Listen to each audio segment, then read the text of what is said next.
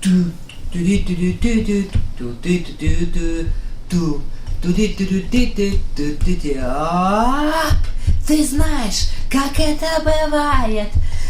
Тебе задают вопрос, а ты сходу отвечаешь на него, но не то, что хотелось бы тебе ответить.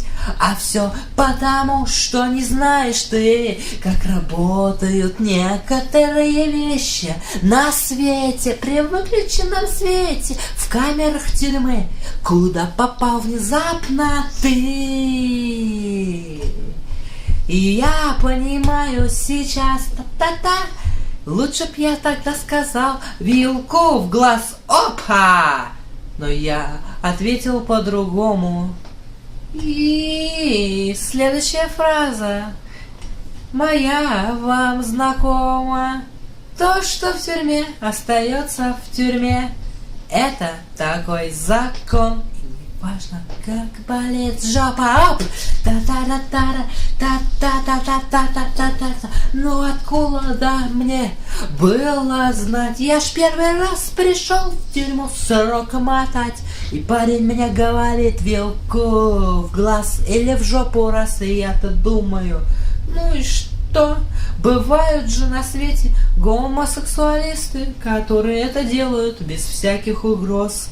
В множестве странных поз. Ну и что?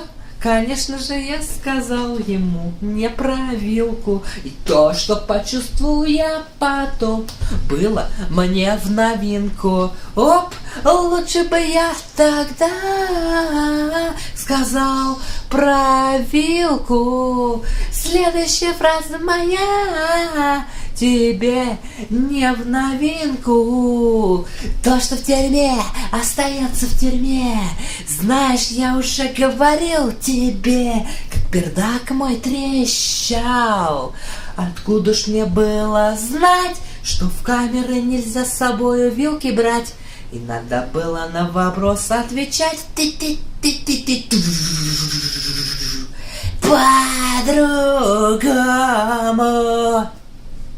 по-другому.